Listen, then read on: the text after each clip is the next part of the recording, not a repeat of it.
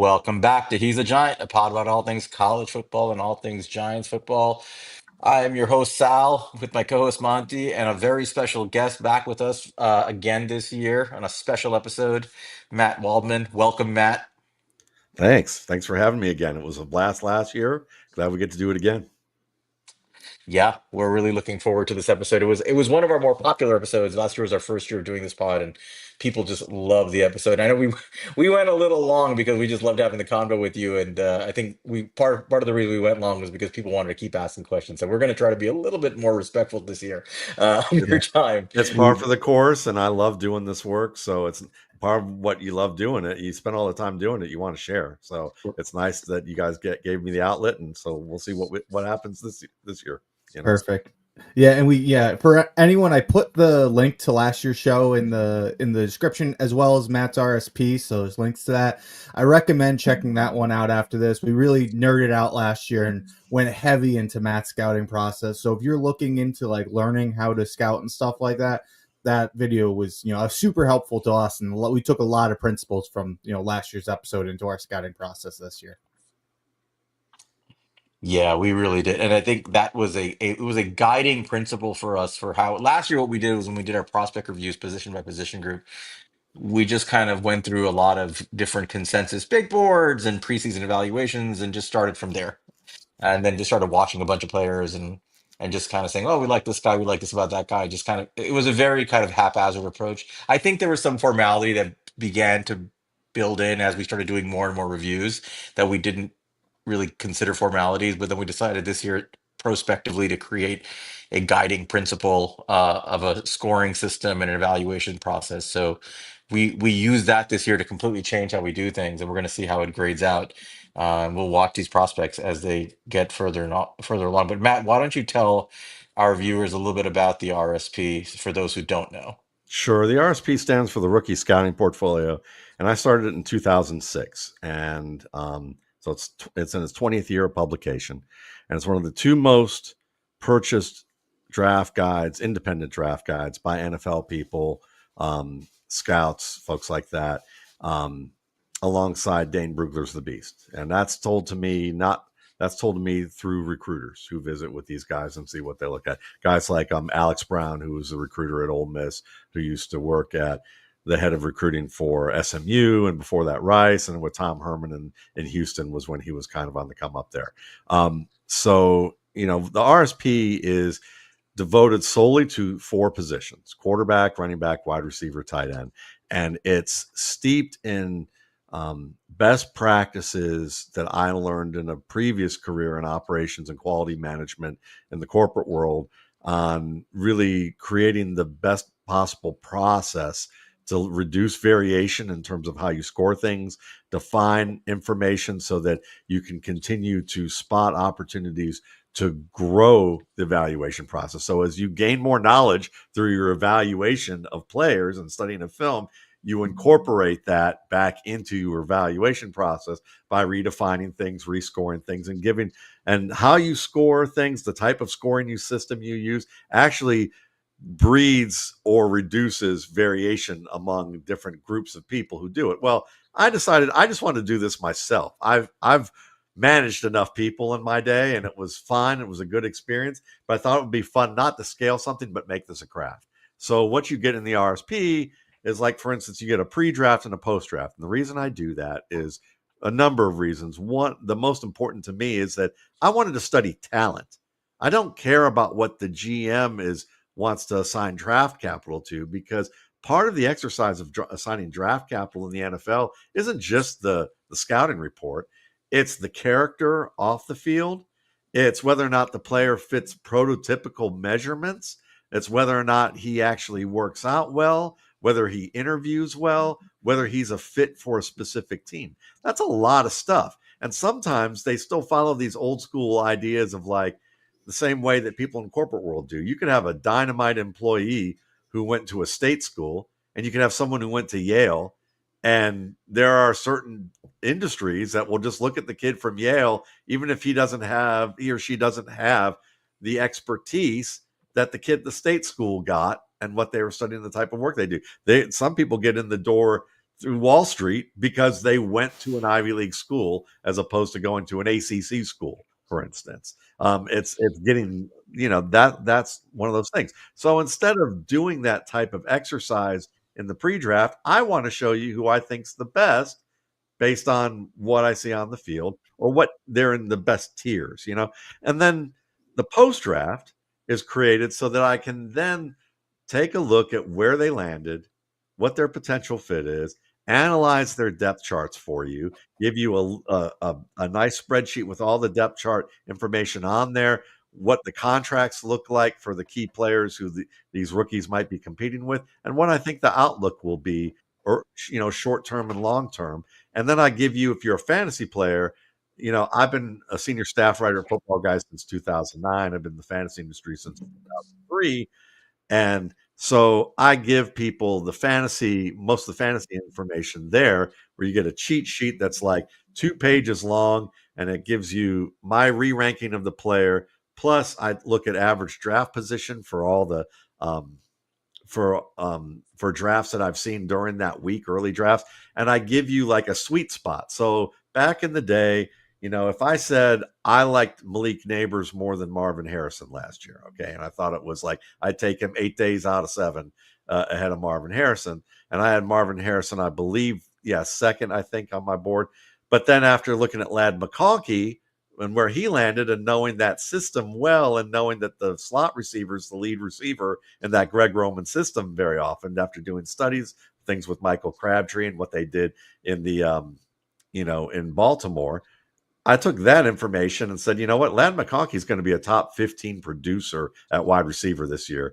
And Marvin Harrison's probably going to be at the bottom end of the top 36 at best. And it turned out Ladd McConkey was around 15th. And it turned out that Marvin Harrison was 38th. So, or 35th, I think, after the last game, which nobody plays in fantasy football. So, that's what I do with that kind of work. So you get a steeped in type of scouting look with the pre-draft that has more long-term value. And then you have the fantasy stuff in the post-draft, which is still interesting for those who are media and folks who are looking at fit. And, in addition to all that, I do newsletters and things like that.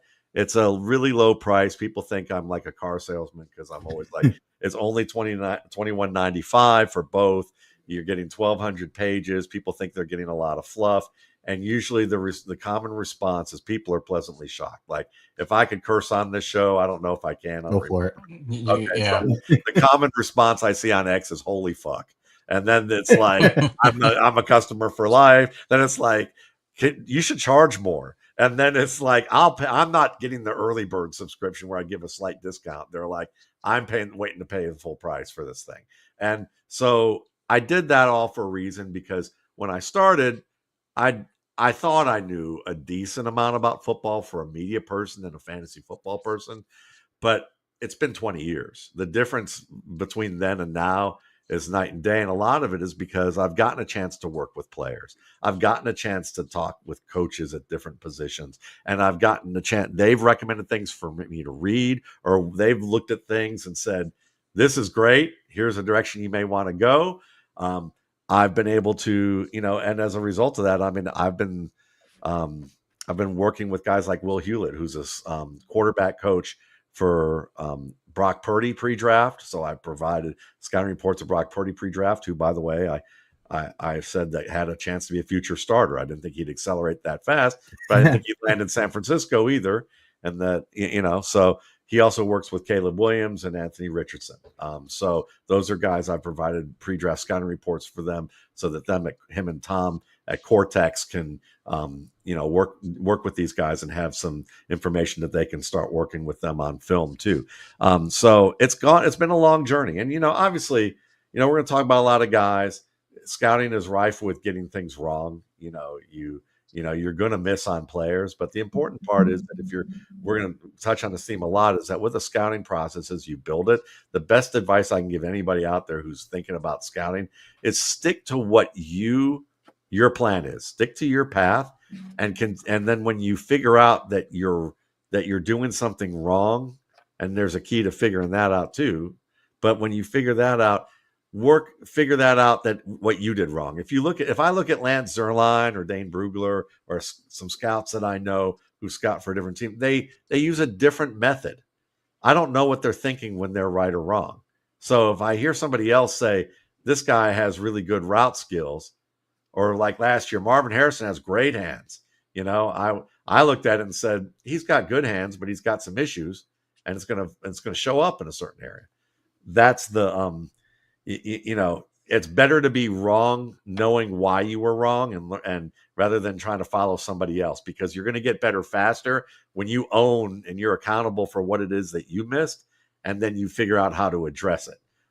So that's a lot of what my work has been about. So it's I'm not the well-known guy at The Athletic, or at ESPN, but those guys, know my work, have recommended my work. And, I wish I could say who the owner was, but a friend of mine is a beat writer, and he joked, and this is kind of where I'm at compared to where other people are.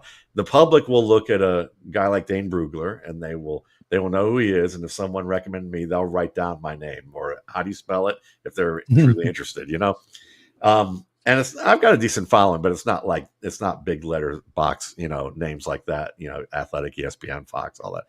But an owner wanted to get better and decided, I want to look at some outside sources, and asked this guy, who should I look? And he mentioned Dane, and the guy said, oh yeah. He wrote his name down. That's what it was. He wrote his name down, asked him to spell it. And they said, who else? And he mentioned me, and he closed the book. The owner closed the book, put it in his pocket, and smiled and goes, I know who that is. Do you know him? Are you friends with him? And then wanted to know more. He goes, so it's kind of funny. Like, I'm in an industry, the industry where I sell books, it's a niche audience, and I'm quite okay with that. That's what I want to do. We can go on shows like this and talk for a while. But in the league, apparently it's a little bit more. There are people who are like, oh yeah, I'm aware of him, and then they're asking to spell the name of the big box guy. So it's awesome. Fascinating how that is, but it's it's been a long road that way. So and again, there's guys I'm going to miss on. There's guys I'm going to be alone on a hill on and miss big, and there's guys I've been alone on a hill on that I've hit big on, and it's really just about learning learning more about the game. And I try and teach people as much as I've learned about the game, and try and make it an entertaining look through the product. And it's a PDF you can download. It's got bookmarks all over the place so that you can kind of choose your own adventure of what you want to look at, so that you don't feel like you have to read it all the way through in one sitting to get what you need out of it. You're going to be able to pick up anywhere you want to go, and you're going to get something out of it in that moment. One of the things we learned by going through it after our initial discussion with you was we like after our conversation a year ago, Matt, Monty and I sat down and we went through like the detailed, bullet points of various position groups and how you grade them, and we were kind of enamored with the level of precision with each little metric, that you put into it. And I think when you're going through an evaluation with your methodology, with the fine-tooth comb, with all these little technical aspects, as you said, I just want to see how they play, I forget about all the other things. It's easy to see how you might get what some would call an outlier set of outcomes, Exactly. because you're not considering other things. And um we did something. I mean, I think it would be a good segue for us to just kind of throw out what we did with you. Obviously, we're not going through it with the level of precision that you did. We're new to this, but as I told you before, we decided to take a prompt and say, well, let's find a guiding principle to do our own evaluations from. And I grew up at a time when Bill Walsh was revolutionizing football, and so we decided to tap into the Bill Walsh scouting guide. I'm sure you're familiar with it, and it's old, but boy, when you read through it, a lot of the stuff is still very, very relevant position by position. So he has a scouting guide, and we tell our viewers about it. He goes through every position group, and it's more of a narrative of how he views the position That groups. book's a collector's item now. It's on. We use the online version, Yeah, but it's awesome. Okay. Matt Miller put up like a nice little sections from each player on his website, cool. so Yeah, that was helpful. Yeah, yeah. So what we did was we read through each group, and before we watched each group of players, we said, well, let's read through what Walsh had to say, and then we discussed it amongst each other and said, well, what are the things he's really focusing on? We came up with usually 6 or 7 key categories, and we said we're going to grade them on these things on each position group, and then we created it's somewhat arbitrary system, but a point scale of 1 through 5, just to make it simple. And and this was again fairly rudimentary, but 1 being not an NFL player, 2 being a below average player, 3 being an average NFL player, 4 being a starter to Pro Bowl level, and anything above 4, being like 5 is like you're all pros and higher hits for each category. And we came up with that. We applied that grading system to each little category, to each player at every position, came up with cumulative scores. We independently graded, then we would put it together, and then we would just our grading system in terms of where we ranked players just came out of that. And we said wherever the numbers take us, we're just going to list them that way. And sometimes the rankings were surprising to us. So we're like, wow, didn't expect this guy to be so high or so low. And we were definitely way off in terms of what consensus big boards have on a lot of these positions. Yeah. And then we read your guide, and we're like, Wait a minute." And I'll give you guys a teaser as an example. Our wide receiver 1 was Travis Hunter, but our wide receiver 2, close behind, was Luther Burden. And I remember, I mean, and people are way down on Luther Burden, and Yes, I they don't want are. to jump the gun, but if you watch the Missouri tape, boy, did he suffered from bad QB play and bad O line play, not allowing his QB to operate. But he himself looked no different to me this year than he did last year. In fact, I thought he looked more refined with his movements, his tempoing got better, everything got better. Like he did what you're supposed to do. And Yeah. I thought, yeah, and I looked at him, I said, that's probably a wide receiver 1 in the NFL, maybe a high end wide receiver 2, but he's good, and he graded out well. And I see him just sinking on draft boards. So I'm very curious to see where he actually gets drafted. But that's just an example of how our scoring system affected our ranking. So I think we'll throw some of those at you as we go position by position Yeah. and see what you think about them. Yeah. Well, first, I mean, I'd just like to commend you guys for taking the time to look through some sources and decide that how do we approach a scouting report? How do we approach what's important to us right now, and where's a starting part to do it? Because I mean, if you're going to look at mine and fix one off of yours, you're going to look at the 120 or 130 criteria points and be like, okay, that's a lot right away to Yeah. start Yeah, with. I'm not doing this. I'm not doing that. That's overkill, Yeah. right? My Yeah. wife used to, my wife being, a sourcing professional. I remember when we first started dating, and I told her what I was doing, and she said, "Aren't you afraid of like showing people what you do, and that they'll just copy it, and that that you'll lose your business that way?" And I said, "No." I said, "You'll have to see it to understand." And then she looked at it after a couple of years, and she was like, "Okay, I get it. If someone does exactly what you're doing and is doing well with it, you're going to take them out to eat so that you can pick each other's brains and congratulate each other on how that's going." And I said, "That's exactly right, because it's not necessarily just about the report; it's about the work." But the point of the matter is that you picked criteria, you decided on a scoring system, and you're also starting to see that, yeah, there's other factors and goes on outside of the field, and that Mhm. and like for me, scouting can be, I sum up scouting as the techniques, the concepts, and the athletic ability for a player to put himself or his teammates in a position to succeed. So you can see that's very process oriented. There's nothing there about, did he make the catch? Did he score the touchdown? I mean, maybe it's, did he make the catch? But it's not, what yards did he get? What did he get? First downs? Did he get touchdowns? That kind of thing. And it's so much so that way, when you define it that way, it's also about, doesn't matter who he beat or who's throwing him the ball as much, because now you're separating what the player is doing. And then if and then you can put a standard of what are NFL players supposed to be doing versus what he's doing, as opposed to, oh, he beat that cornerback at Iowa State like it was nothing. And instead, if you look at the techniques, you can say he struggled against that Iowa cornerback, but you might find out later that Iowa cornerback is going to be an all pro in the league. And that's compared to what maybe somebody else who's like whipping someone, and you're like, that's not going to fly in the NFL. So anyway, I like what you guys did. I would say because it's the two of you, um, using a 1 through 5 scoring system is probably very familiar also in the corporate sphere. That's something that we see a lot. The NFL uses a numbering scoring system. So I'd say if you two are doing it, and because you can communicate and come to a consensus about what you're doing, it's probably fine. It's just fine to continue growing with that from that fashion. If you decide down the line that you're going to expand more of the things you look at and have more criteria to study, and you have more people doing it, you might want to go to a different system. And we can talk about that down the line, only because 1 through 5 creates a lot of variation the bigger the group gets.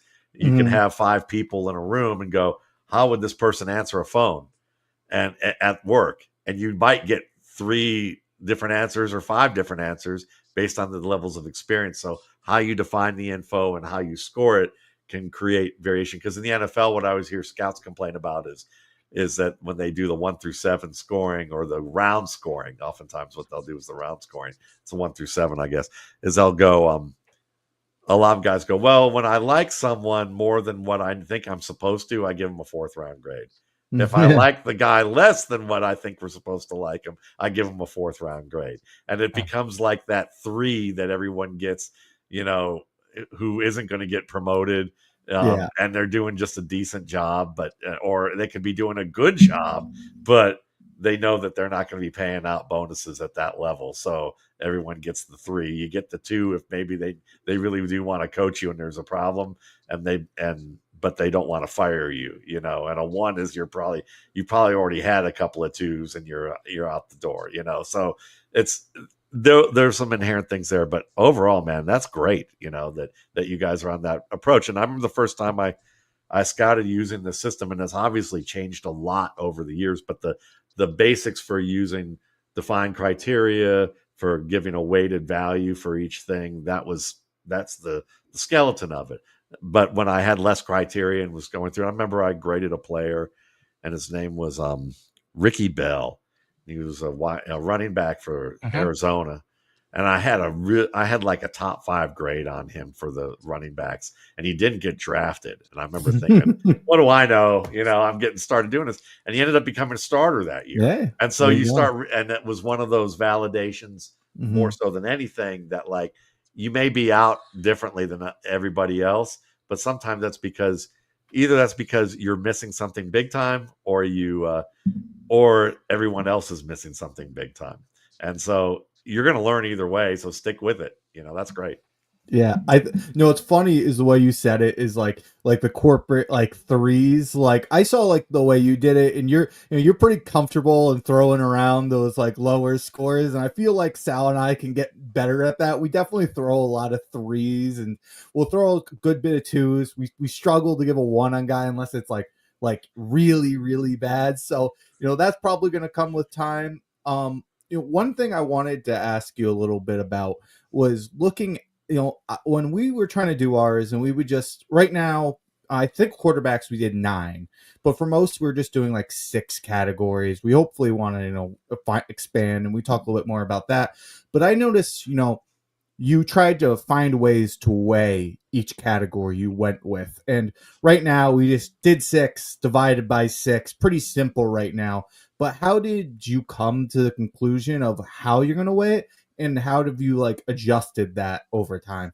It's been a long process, and I've probably done 4 or 5 iterations, at each position over that 20-year period, maybe more like 4 probably. And what I would try to do is that in the background, I'll often on my board back behind me, I'll have things that I'm kind of considering for future years, or it'll be in my spreadsheets that I'll notice something and go, maybe I'm not scoring, maybe I'm scoring that too high, or maybe I'm scoring that too low, or maybe I need to split apart this category because I'm finding that when I start grading players, that's really 2 different things that I'm grading, and I'm giving this player a lower grade or no credit for something that he should get credit for because it's combined with something else. And then those are obvious things that I usually fix right. I've early on when I was doing this, and I would fix quickly.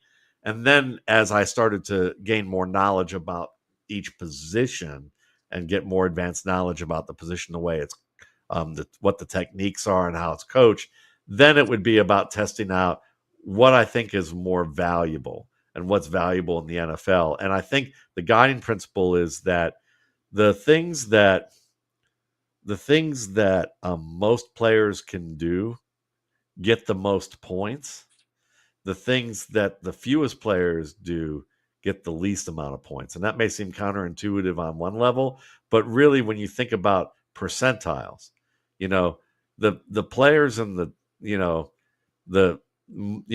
players who get in the NFL are like the top 3 to 5% of college football players. So that means that there's a lot of things that everyone can do, so everyone, you probably think that that more often than not, the average score of a college player is probably somewhere in like the 70s. If he's a college starter is probably somewhere in between 70 and 80. That's probably where your bell curve is. And then the better the detail, that's really, those details are like the small window of error that results in the NFL, where you got to be able to catch that ball in tight coverage. You got to be able to make these plays with the defender hitting you. You've got to be able to get open against press coverage, which you don't normally have to do as much in college game. So that means that how you deliver techniques takes on more importance rather than just delivering them. A guy like Tet McMillan's a good example of someone who delivers a lot of good footwork and handwork techniques in terms of, he has a lot of them. He's got a lot of tools, but it's like he bought the tools at Lowe's, and he hasn't opened them up yet. And he doesn't really know. He just says, here, I know I need to use a wrench for this situation, but he doesn't know like what the master craftsman knows and how you could use a wrench in ways that you've never imagined that are going to get the job done quicker than another tool, that you might carry with you, but you don't have, you're up on a fourth floor on a girder, and you might decide, I just need a few tools because I don't want to be lugging this stuff around. So there's things like that where the craft is missing. So you start to get to a point where you have criteria defined for the difference between someone just showing that they can do, say, here, I can give you a 2 quick move here, as opposed to someone who does it with craft. And that's where they get the more points. So it becomes like a narrower thing. So like, you could say, oh, Marvin Harrison is light years away from Malik Neighbors. And then when you look at my scoring, you might go, oh, well, that was only like 4 or 5 points. But that's a lot of points, for between two receivers. In fact, a decent amount of points between two receivers can be 1 or 2 points on my scoring grade. And oftentimes guys are separated by only like tenths of a point or hundredths of a point. And then people go, well, why is this guy much better? I mean, part of it could be that I missed on the evaluation, but the other part of it can be system fit. This guy who's a great gap runner may only be 0.2 of a point lower than a guy who's who can run zone and gap. And you'd say, well, this guy's the gap runner. He stinks right now. He didn't do anything, but the zone runner did great. And then you say, well, the gap runner's playing in the zone system right now, and he hasn't seen the field. But if you were in a gap system and you can see how high a score is, everything else would really pop if he got into that system. So it's things like that you start to kind of realize over time. All right. No, that's I think we will tweak it as we go along. And I think what we're gonna have to do is go back and see how every player that we graded, how they actually performed, and just kind of go, I'm sure you do that, and just see, hey, where did I get this right? Where did I miss something here? And And we'll tweak it with and time. and give it and get. I would recommend giving it 2 or 3 years. Yeah. Like first year, these guys, you're going to see them do things that they're going to do things wrong that you didn't expect them to do wrong.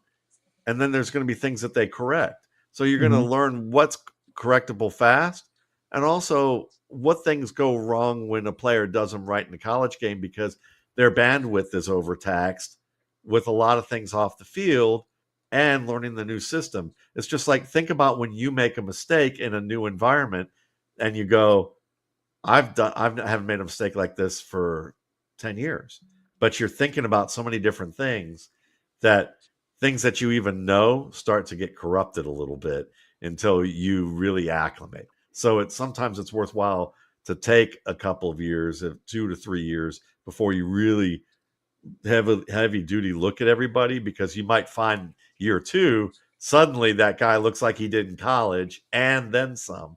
But the first year, you're like, this guy's footwork was awful. And I didn't remember his footwork being anything like that in year 1, but it's because they were asking him to do things that he was overthinking. Yeah. And, maybe, stuff we can kind of look at now more would be like, I thought something you mentioned really resonated, where it's like some stuff right away, you were like, I'm discounting like what he can do here because this is grouped together. Like something that came in my mind is like, we have like hands on D line, and Sal might go, I have a 4 on this guy for hands. You have a 3. Why'd you give him a 3? I go, well, I loved his hands as a pass rusher, but I hated his hands as a run defender. So like I couldn't give him a boost there because we have them in the same.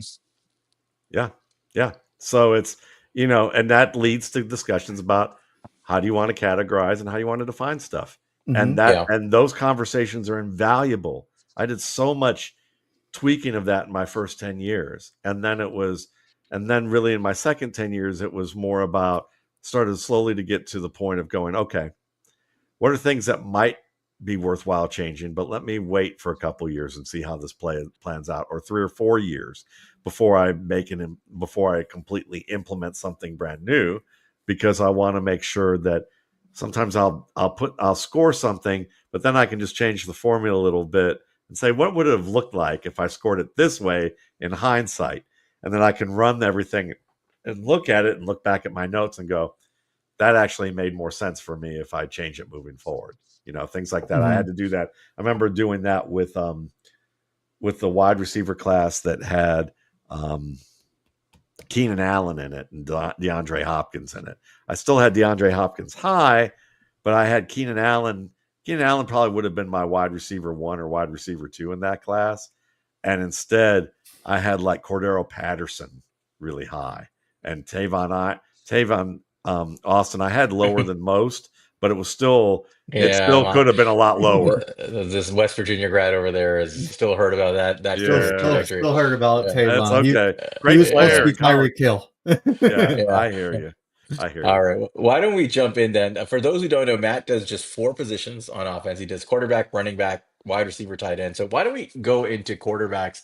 And before we ask you to give us your input and your not just your ranks, but how you just generally feel, I think we're going to share our criteria with you for each group. So this is obviously, like Monty mentioned, this was the most dense group of prospects to have to grid because there were so many factors. I'm sure you're fully aware of that it goes beyond any other position group. And we're like, we can't do this in 6 or 7. We expanded it to 9 groups at minimum. And this is again based off the narrative from the Bill Walsh scouting guide. But these were our categories that figured into our overall scale. Mechanics. So this was basically things like just the way footwork based throwing the ball, arm strength, accuracy, release, touch, processing, leadership. Bill Walsh focused a lot on that, and we'll get to that. Mobility, resilience. Those were the 9 categories that Walsh wanted us to focus in on. Then there was he actually talked a lot about the clutch factor. I don't think we put the clutch factor in our scoring system overall, but we I can't graded remember it, but we did grade it. Um, Yeah. yeah. So those were so again, mechanics, arm strength, accuracy, release, touch, processing, leadership, mobility, resilience. So I'll just ask you just right there, like as a just on block, what do you think of those basic categories to start evaluating prospects? I mean, I think there's a lot of good stuff there because, now some of that is NFL level, like leadership. Leadership is oftentimes things that happen outside the building that we don't Yeah. always see. And Yeah. and scouting, a lot of scouting is done with interviews and evaluation of off the field behavior and what other teammates and players and coaches and and teachers and people in the community say about these guys. And even scouts get this deadly wrong on a regular basis. And I would say it comes because of owners and GMs, because some teams will hire professionals in law enforcement and or industrial psychology and other spheres to go, okay, we're going to use them to determine what type of questions we ask these guys, how these scouts should ask the questions, if they're going to do it at all. We may just do it. And then how to parse that information so that we don't have room for people interpreting things the wrong way. So oftentimes teams get that way wrong. And sometimes teams go overboard in one direction or the other. So, but still, it is valuable. It's important, and what you think you can glean from it, it will be instructive for you guys moving forward to determine whether you want to keep that, modify it, or just ditch it, depending on how you go. I would say I love the idea of resilience and clutch. And I think that for me personally, I just found, and it'll be interesting to see what you guys find. For me, I found that if I'm doing enough in decision making, that you'll see the clutch factor appear, you'll see the processing appear, and you'll see the resilience appear.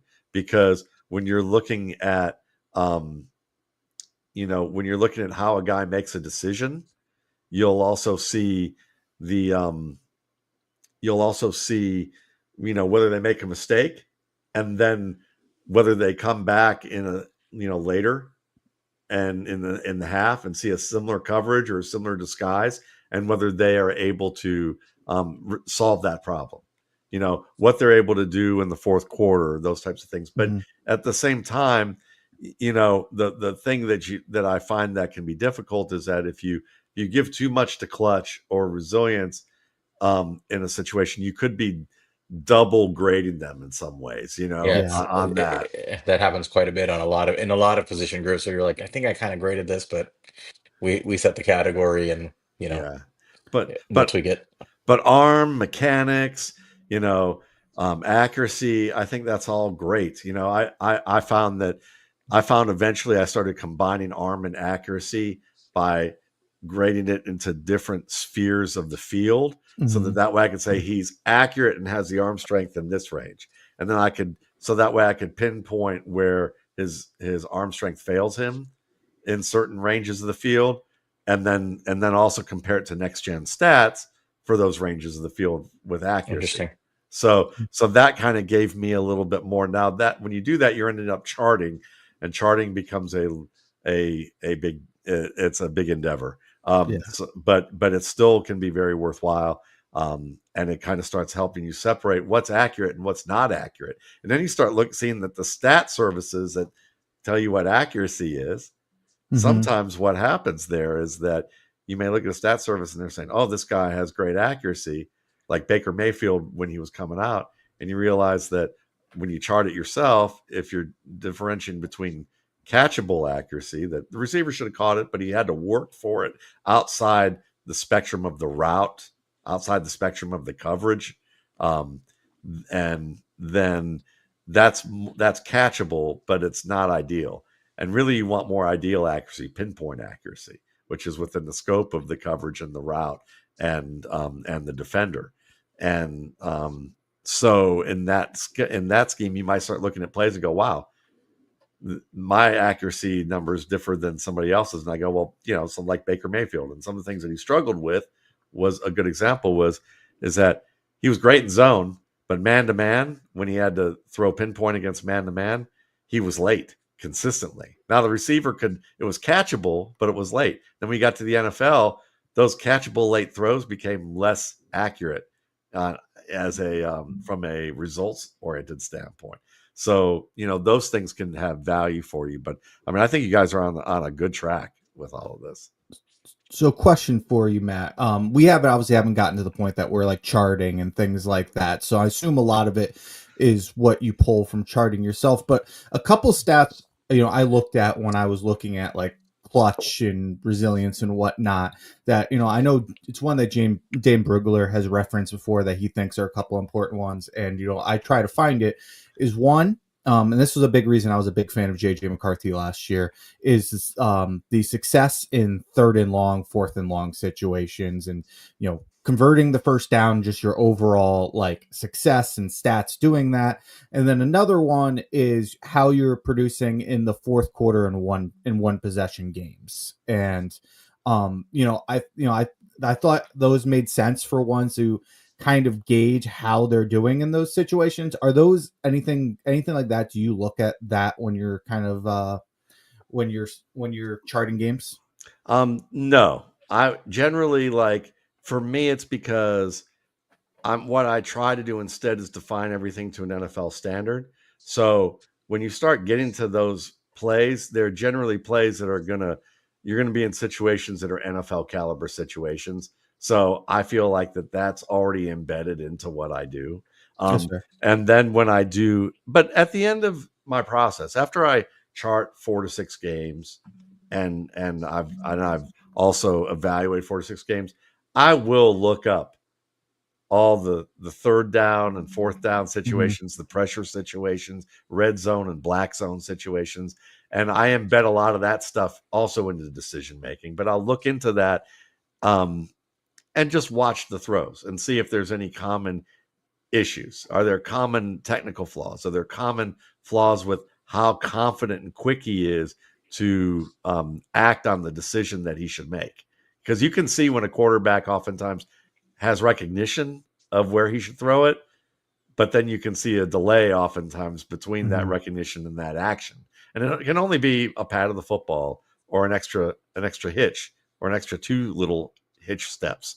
And then they're late and the ball's either behind or it's in the coverage that didn't need to be there, So those are types of things that give you an idea. That processing also applies to situations like that. And I think that when you start, you can then identify it. But I don't want to give extra value to 3rd and 4th down when, for instance, there are lots of plays in the NFL where you're down by 17 early and the defense gave up something big and you need to hit that, even though you've been hit numerous times. And that 2nd and 15 play might be more important than the 3rd and 8 play, because maybe the quarterback decided to check that down. You're like, that would have been a 50-yard play. And he checked it down. And now he got 3rd and 8, but then they ended up punting. And you're like, so I feel like it can be a little arbitrary to go 3rd and 4th down when, in fact, if you're just, again, going to a standard of how should they decide and how quickly should they see it, then it's like it's consistent. And then you can add some color to your scouting report where you can say, I have noticed that when I watch these games, his technique, his confidence remains the same in these scenarios, or it doesn't remain the same. And that's something to watch for. Even though I've scored him a little higher, this is something to note, so that if you start seeing this, this is an issue. So if you're close with 2 players, you might be able to look at that qualitatively and make a decision where you might give the other guy a little bigger boost. So I think we want to try to guide this a little bit to just hearing your thoughts on the quarterbacks that are at least the top, 4 or 5 guys or whoever you want to discuss in the class. But we are a Giants-based pod. So I guess the first question I have for you is, how do you feel about the Giants as a landing spot in general for a quarterback in this class? I'm sure you followed the stories about whether or not they'll take a quarterback early or if they're going to go later. Both, how do you feel about them as a landing spot given their current landscape? And do you have a quarterback in mind that you think would be a good fit for where they are as an organization? Sure, Go. that's a great question. I mean, I think that's to start with. You look at the Giants having 2 veteran quarterbacks on the roster now. Getting out from under Daniel Jones is going to be good for Brian Dable, because I mean, when you take a look at it, I would argue that he was saddled with Jones. He had to make Jones work. He was hired to help make Jones work, and probably towards the end, he was like, if you give me a chance to have say on a quarterback, or at least give me a veteran who I can lean on as we've built our team, especially in the trenches. We've built a team in the trenches. Whether you fire me or not, You're going to have a much better team on either side of the ball now. And now you're just going to be able to come in and bring a quarterback. So before you fire me, can you at least give me a chance to show you what that actually is going to look like? And you might then decide that you want to keep me. And I think it's a good argument there on that end, because whoever they pick, Russell Wilson may not be the same player he was in Seattle, though I still think he played pretty well. And he can give you a good bit. He's still one of the best touch throwers in the vertical game around. And I think that there were some disagreements with him doing what veterans do on the field in Pittsburgh, which is you read a defense, you make an adjustment if you have knowledge of that coverage pre-snap, and you veer from the script. And Arthur Smith feels like that he's maybe still, looking at how his dad Fred does stuff at Federal Express, and that everything's on a certain script in a certain way, and and you've got to follow that no matter what. Maybe there's a little bit of that going on there. But between, and then you have from a leadership standpoint, Russell Wilson's known as, the media likes to talk about how corny and grandpa corny he is and all that, and that he's phony and all these different things. Fine, whatever. Okay. All I know is that dude had the worst half of his life against the Green Bay Packers in the NFC Championship game, and literally played the second half of his life. And then you see him on the sideline early in the second half after a horrible first start, and he was professing belief that they were going to come back and win that game. You might have thought he was phony and out of his mind, but he obviously believed it, and they played out of their mind. And the next year when Cam Newton got there, the Seattle ran out of time, and it was because Russell Wilson was breathing down his neck at the end of that game. I mean, they came roaring back in that. So, I mean, this is a guy who's one play away from being a 2-time Super Bowl winning quarterback. Okay, so let's give him credit for how he prepares, for how he handles things on the field, and how he can lead by example on the field. And then for Jameis, everybody knew that, all the scouts knew that Jameis Winston was the guy in his draft class that was the most capable of leading a team wherever he wanted them to go, that people would buy into his vocal leadership and how he got along with people and worked with people, but they also feared that he could lead them right off a cliff. So I literally heard that from a scout. It was like, he's the most, we loved him because we felt like he could lead anybody, but we're afraid he'll lead them right off a cliff and that everyone will follow. So you've got two styles. The Jameis experience. Yeah. Look, I'm a Cleveland Browns fan, unfortunately. I'm a closeted Ravens fan, but I grew up in Cleveland. So you look at that and you see you've got two styles for a quarterback to look at. How they both prepare. Jameis can be a great example of, and I'm sure he is this way because he's an intellectual guy. He's always been an intellectual guy, even if you see the persona being goofy, right? You see some of the goofiness. But he's the guy that's probably going to be able to look at that rookie and go, don't do what I did back here. You don't want to do that. I've been there, and you can go watch the game. It's awful. I don't even want to remember it, But this is what I learned. It's very valuable. Whereas Russ will probably be the guy that you watch by example and learn from that. And you're going to learn a lot from those two.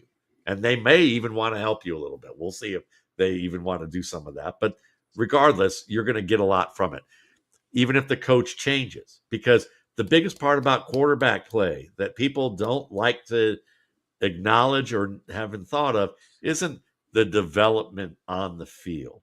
Okay? It's really about getting your bandwidth right as you acclimate early. You're on a new offense. The playbook's much bigger. The coverages are disguised much better. The athletes are much quicker, faster, stronger, and savvier. The receivers have a lot more responsibilities to be on the same page with you and make all sorts of different adjustments. The season's longer. The prep time's longer. Their techniques have to be sharper. Oh, and let's now talk about the things that happen when you get drafted. You're making a lot more money. You are now getting people sticking microphones in your face a lot more often at any moment where you are. You're getting a lot more attention. And your family might be going, we helped you through this. Can you help us out here? And it may even be, and it's not the stereotype of the poor family that's now trying to take advantage of their kid.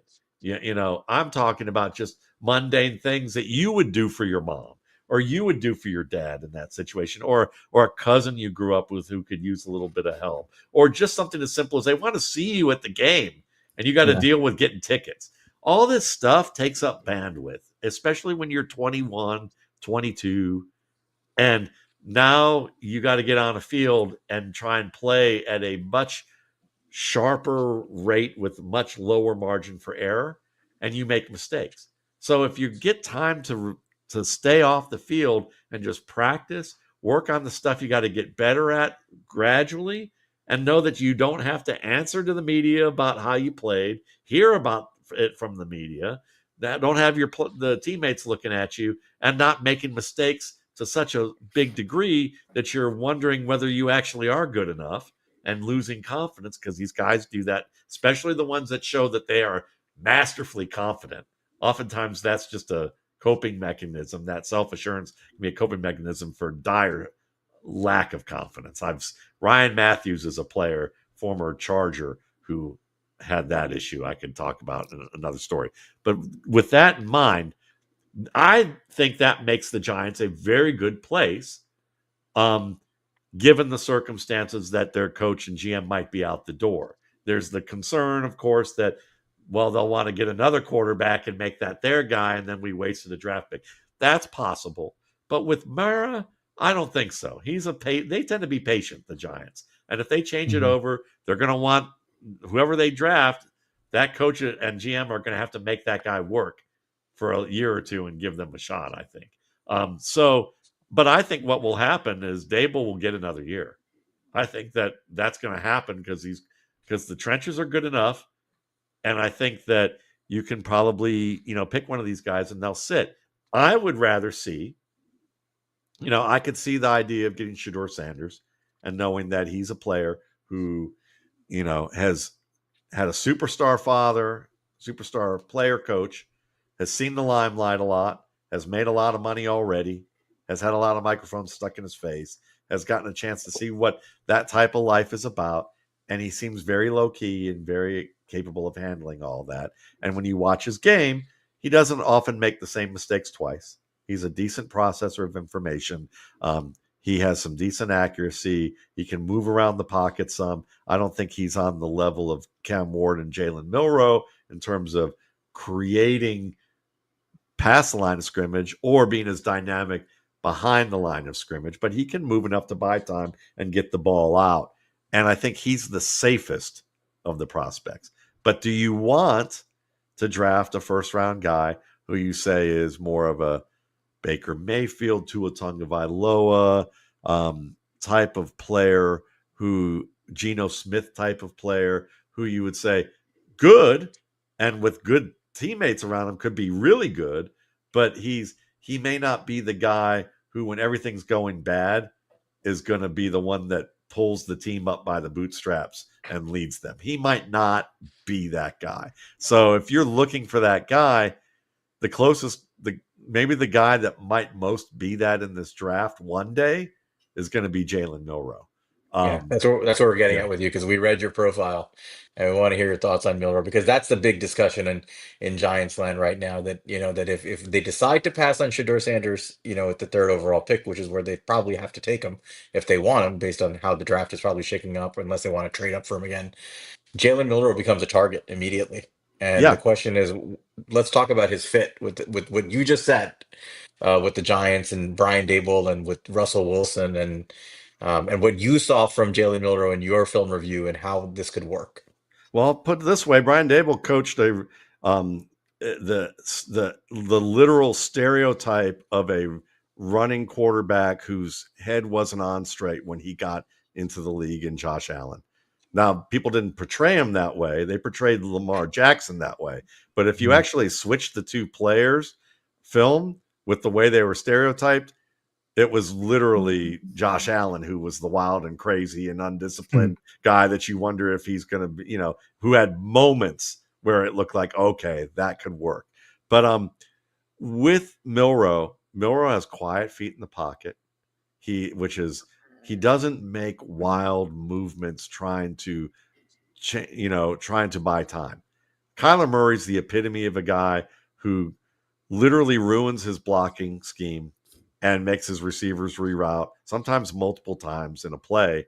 And it looks pretty when he hits it once a game or once every 2 games.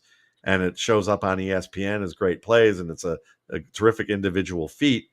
But how many winning seasons has he had? How many times has he supported more than one quality season from a receiver at the same time?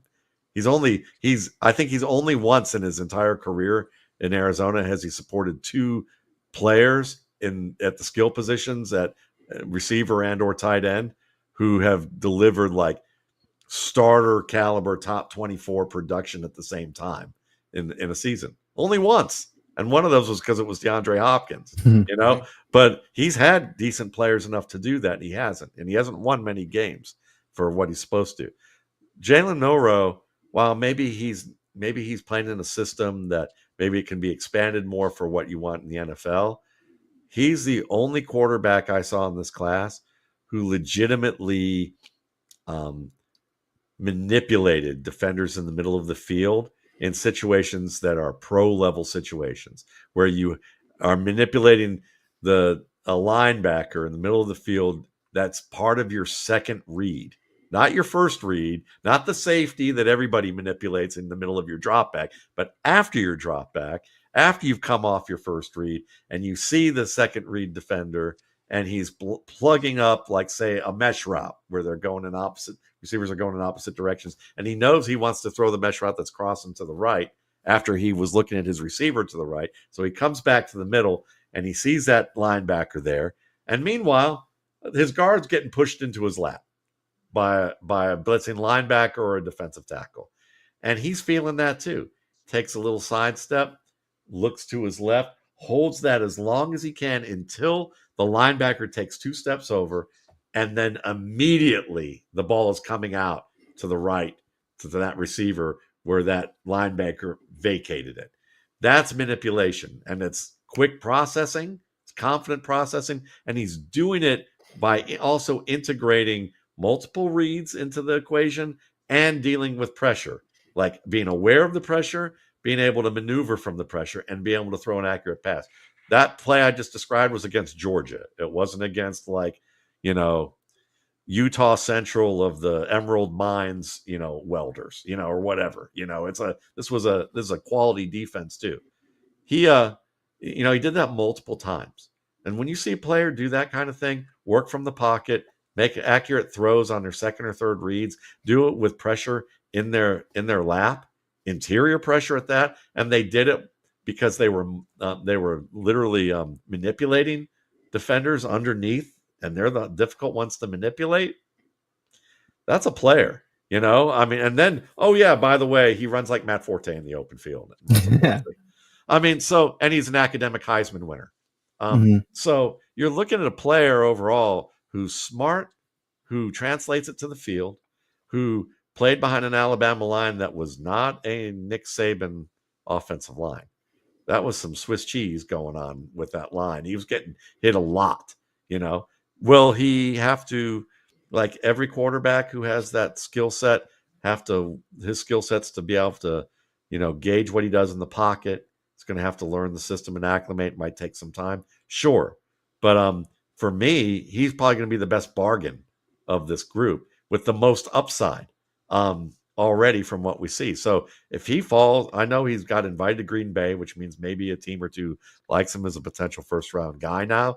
But we've been hearing second, third round, for him a lot. And if he falls to that, you could get Travis Hunter. And now you have 2 really excellent receivers for a quarterback to throw to.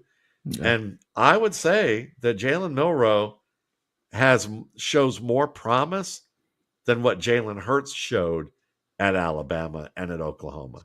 Interesting. That was our comp for him too, was Jalen Hurts when we watched him. Yeah. Me too. Yeah, me too. But I think that I think there's areas where he's a more dynamic runner. I think that he's better in the pocket, whereas Hurts tended to be a little wilder, but not Kyler Murray wild in the pocket. Milroe will throw the ball away. He doesn't have as much touch as Hurts does. Certain touch throws were difficult for him. like, the certain fades that you drop in the honey hole of cover 2, or back shoulder fades where you had to moonball it. Well, look who he's going to get to sit behind and watch and pick their brain on how to throw the moonball. Probably the best, and one of the best ever to do it. So you've got some things for him to be able to sit and learn and have a full season, and he's in a system that's going to have a better offensive line than it's had, better defensive front than it's had. Now you have 2 dynamic receivers. You've got a running back, if you don't pick more. You've got a running back who's learned pretty fast in Tyrone Tracy. Mm-hmm. You've got some things that you can group around with this kid, and he can grow with them, but he doesn't have to do it right away. These guys can get used to what it's like to play with a veteran, Yeah. and what that looks like, and and raise the level of expectation in the building for what they're supposed to be doing and how it's supposed to be done in practice and in games. And then Milroe, learning that too, can step right in. And now the baseline's higher, and the quarterback can meet that baseline, and they grow faster together. So one question on Milroe for you, Matt.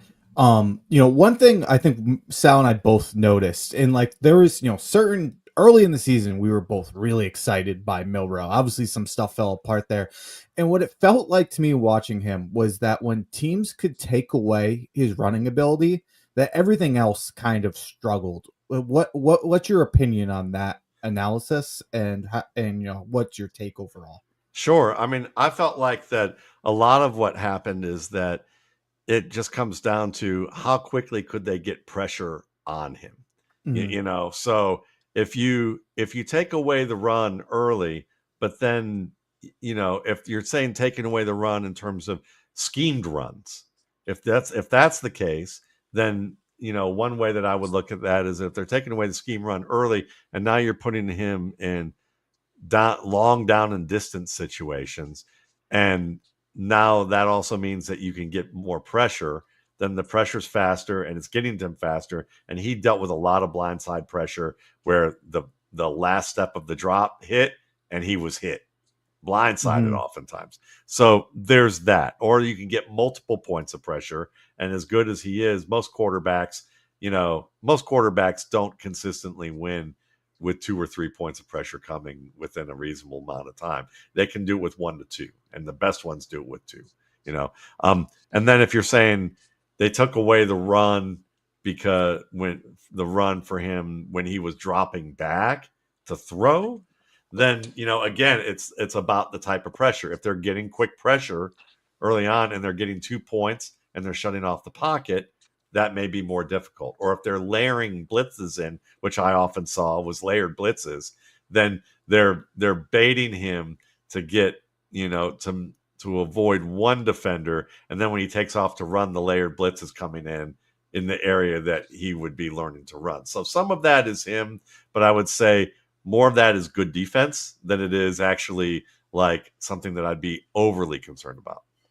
I think we share a lot of the upside and the positive with him. I think we both felt that he was a guy that was your big swing, right? This was your big swing of the draft, but he needs to sit. I think there's a lot he needs to learn.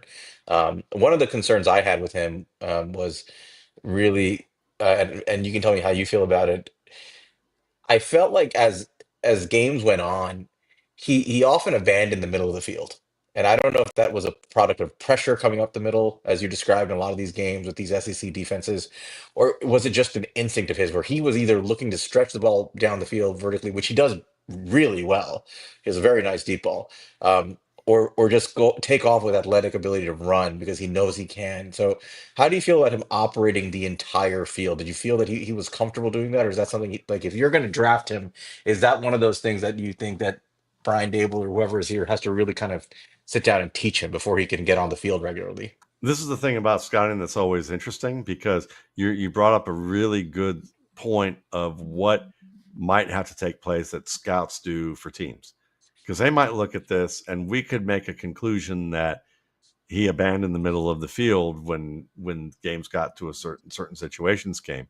But Jaden Daniels was one of those guys last year who Yeah, he scored did the same similar thing. in my board, Yeah. Mm-hmm. who people were looking at and saying similar things about how many reads he made and what was going on in certain situations. And there are people who would talk to the coaches and say, well, the coaches instructed him after a second read to just to abandon run. ship. Yeah. Right. And that's the part we don't know. We had that criticism of Jaden Daniels last year. We're like, it looks like he's a half field processor. Why is it like this? And then, friends of ours, like he's probably one of our friends, Monte's in the chat, I think, said, oh, he's a big Notre Dame guy. He's like, oh, no, that's just Brian Kelly. He does that. He's like, he's going to make him run a he's going to run half field offense. Tell him you're fast as shit. Just keep running, like as soon Yep. as you don't have it. And then it made sense. Well, like, you're like, this kid can do much more. Why isn't he doing much more? I don't know if I would put Milroe personally in that category because I felt like Daniels was a much better processor. Right. At least I felt that. I don't know how you feel about it versus Milroe now. I think with Milroe, the thing for me is that what I did see is I saw a better decision maker in terms of not taking chances. I thought that he read leverage pretty well, and I thought that he saw the field well, given the circumstances of where he was in. So, I mean, for me, I didn't have as many concerns from that level. I had more concerns about that with Daniels last year, and then when you watched him early Interesting. this year with Washington. Washington gave a lot of half field reads. They did, and there were a lot of don't throw the ball beyond 10 yards for the first 4 to 5 games. I mean, very rarely was he throwing the ball downfield. Now, when he started to, you started to see middle of the field downfield throws that were advanced, and you go, okay, there's some promise there with that. But even later as the season went on, while he was always known as a good deep ball thrower and a good, as in terms of that intermediate range where the most compressed areas of the field are for defenders, or the most defender dense areas of the field, that's the area where you still may be looking this year and go, let's see how this year is. Let's see how teams adjust. And will Cliff Kingsbury actually open up the offense even more? Or will he be what Cliff has been since he's been in the NFL, which is not prone to adjusting so much? Was that more of a because of Kyler, or is that more Cliff? Well, we'll find out this year, I think. Yeah. So Milroe, do you think? I mean, I don't want to spend too much time on him, but again, I think he's a very likely outcome for the Giants. So do you tell us your ideal way if the Giants decided to pass on Shador Sanders earlier on, and they decide to go roll with Milroe either at pick 34 or a trade up, however, but they decide to make him their bet. What's the ideal way you would develop him to maximize his career as a Giants quarterback? Well, I mean, I think they're in a great situation to do it. One is that you would, if I was the owner of the team, I would be like, you know what, for whatever mistakes Schoen and Dable made, I'm keeping them for maybe at least another year. I'll sign them each to a 1-year extension beyond this year. And I'm going to let them have a plan with Milroe. I'm going to be hands off about whatever the media is saying after they see a couple of games with Milroe and how dangerous he is with his legs, or whatever that they see that looks ooh and awe inspiring. And I'm going to tell them this to shut the fuck up and ask me other questions, because Milroe ain't playing this year. He's not playing at all this year unless 2 guys get hurt. He's not playing, but he's going to sit back and he's going to run the scout team, and we're going to get him settled with the quarterback coach that he chooses for the off the field and he's going to sit and learn, and he's going to learn from a former 2-time Super Bowl appearance quarterback and a nice and a veteran who's been around the league, who's capable of high-end games, and who's capable of saying, don't do what I did, and I'll give him this year. And then next year, depending on, unless Jameis outplays Russell and then ends up looking great in year one, one of them may go. One of them one of them will be let go, and the other one I'll sign to an extension, and we'll slowly let Milroe in, and especially if we're winning, all the better. If we got to the playoffs this year under Russ, we'll let Russ start again, and we'll let Milroe sit a little bit more. He's still young enough. It doesn't matter. These guys play till they're 36, 38, 40 now. If they're really good, if they're as good as you hope that they're going to become, they're going to play that long. And they will also agree to deals that are long-term and then start to chip away at their money when your team has more needs and they need you to like give up a little bit of your salary and adjust it in some way so that you can help your team win. Quarterbacks do that all the time. So I would give him at least a year. And if the Giants are winning on the up, I'd give him a second year to sit. And I'd be perfectly fine with that. I mean, I know it's a long time ago, but Steve Young looked like basically an aspiring Jalen Milroe at best when he was with Tampa. I would say that would be a compliment to how Steve Young looked when he came out of the USFL and was in Tampa. And he sat 4 years And he waited behind he didn't play Montana? until Leonard Marshall broke Joe Montana's back, basically. Exactly. He sat several years. Jordan Love, sat multiple years. Aaron Rodgers sat multiple years. Steve McNair sat a year and, for most of a year. And when they put him in, they gave him like a, MVP caliber quarterback. They gave him set plays to let him, and then they started giving him series and then maybe a quarter. I'm okay with all that. That's the way I would do it. Do I think the NFL is going to do that? No, but I think that if they're winning, if they start, 5-3, and they were, 4-0 to begin the season or 3-0 to begin the season, and they're still like winning, and they beat some good teams in their division, they're going to let Russell keep doing it because they're going to threaten we have a shot at the playoffs. Until they're out of the playoffs, then then they might give Milroe some starting opportunities there. So you've given us two, like I think the two main characters that we're all kind of debating as in terms of potential Giants quarterbacks coming up in the draft. But out of the remaining, I don't want you to have to go through every one of your Sure. prospects, but out of the remaining players that you have graded, by the way, we also had Curtis Rourke rated as high as you did, Yeah, we used to use our quarterback for as well.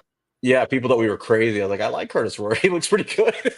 But anyway, other than like those, like all these other guys, like Sure. going down your list, give me another name or two that you think might be decent candidates given the circumstance. We're not trying to fit a square peg into a round hole here, but is there any other high upside player that you think has at least the potential, if given the opportunity to sit and play scout team for a year, to develop into an actual quality starting caliber quarterback from the remaining players? Sure. You've mentioned two guys, but is there anybody else in that group you like? Sure, we're going to hit Curtis Rourke because he is quarterback 4.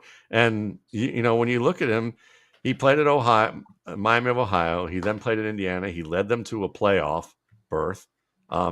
He had a pretty strong season production-wise, if that means anything to anybody. But really what you see is he was efficient in the pocket. He had a good feel for the pocket and how to maneuver it. He was patient with it. He's not going to give you anything. You're never going to mistake him for Jalen Milroe as a runner. But you're going to see him be able to move the chains a little bit. And he's tough. He throws the ball accurately, throws it well downfield. He throws an opposite field with accuracy in the vertical game. He can do it with guys bearing down on him. And then you find out that he did all that last year on a torn ACL. Yeah, we didn't know that when we scouted him. Me neither. Yeah. Yeah, nobody did because it was January when it came out. Yeah. He tore his ACL a second time, the same knee, second time, played with a little brace on it, and he tore it in August, and he was picking apart some major schools, and played very well. So we're not the only ones that like Curtis Rourke. We're just the only ones that aren't looking at draft capital as part of my dog likes him. But the analysts that have to predict the draft and do mock drafts and play that draft game and the telephone game with all the GM people, they're not going to tell you about Curtis Rourke. Yeah, because no team's going to pick him outside of the 6th or 7th round. He might even just be a UDFA that they sign and give him a redshirt season. So for me, it's great to pick him because again, he can sit and learn. He can continue to rehab his knee. And if it's just if the medicals come back and say the 2 tears that he had of ACLs are just ACL tears, no ligament or meniscus issues with either of those tears, it was just a straight up ACL tear or something, or minor, anything along those lines, then those heal fine. Those aren't long-term issues if it's just ACL. So if the medical comes out like that and you sit and hold them, well, you've got lots of options now, because you can keep Russell if Russell does what you'd expect. And then you could draft somebody next year if the quarter, early, if it doesn't work out for you guys early on. And you can still have Curtis Rourke there as being your future backup, or hold a competition. Oh my God, are we going to actually let 2 players compete? Even though my GM's sunk a whole bunch of money into this guy and led with his ego there. Well, that's what the NFL does, because they don't want to look wrong. They don't want to hear about, that. But that's what the 49ers did. Trey Lance, they drafted early.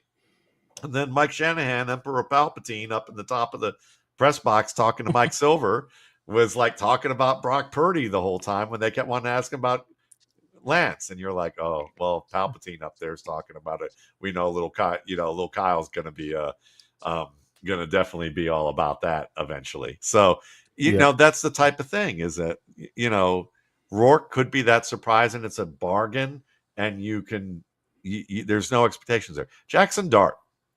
I mean, listen, I didn't particularly love Jackson Dart. I think that his deep game and anything beyond 30 yards is pretty scattershot in terms of accuracy. And some of it is because his feet can be a little bit better after he makes a move in the pocket. Sometimes his feet look fine and he's still scattershot. That's a little bit of a concern for me. But his short game is great. So if you're going to have a short passing game, you're going to run the ball, you're going to let him move around in space, a la J.J. McCarthy did at Michigan. He might be able to give you some of that J.J. McCarthy vibe. Just, and if you get you might be able to go with him. After that, I mean, like if you get Will Howard late, maybe, or Matt or Quinn Ewers late, and you look at them as backups who may one day surprise, and you could use them as a journeyman starter and maybe trade away when you get a quarterback next year, or they could just outplay expectations and you still draft a guy, and now you feel like you can compete and with one of these guys. I mean, there's nothing wrong with taking multiple shots with quarterback either. Even if you did that this year, I don't think that's what's going to happen, because most teams haven't figured that out. But it's often a good thing to do. But those are probably the players that I would consider. I'd like to read to you, just if you'd indulge us, like our comments on some of these guys, our bottom line. So this is what we wrote about Rourke, not knowing that he played on a torn ACL. Rourke is a cerebral quarterback whose strengths lie in timing, accuracy, ball placement, thrives in a short to intermediate passing game, particularly between the hashes, where his pre-snap processing and ability to execute timing routes allow him to consistently move the chains. His pinpoint ball placement enables receivers to gain yak, making him a natural fit for a West Coast style offense that prioritizes quick decisions and precision. However, physical limitations cap his ceiling as a quarterback prospect. His arm strength is below average. His accuracy fades when targeting outside the numbers or attempting deep throws. He struggles with pressure and fails to sense it in the pocket, and often remains stationary, which amplifies his athletic limitations. So a lot of the negatives where he doesn't move, and it destroys his game and it affects his strength. I don't know how, if you had a didactic summary of him that was somewhat similar, or how you viewed it. I mean, I saw more movement and controlled movement in the pocket from him, but that was also maybe earlier in the season too. I don't know. So like I watched a few games from earlier in the season and felt like I was confident in what I saw there. Whereas maybe as the season went along, some of those things may have felt like, He was you could be stuck in doing this mud. wherever he was Yeah. stuck in mud. So, Yeah, he was. I yeah, think now in retrospect with the injuries, you understand why. Maybe there's more there. Mhm. Just we just couldn't see it.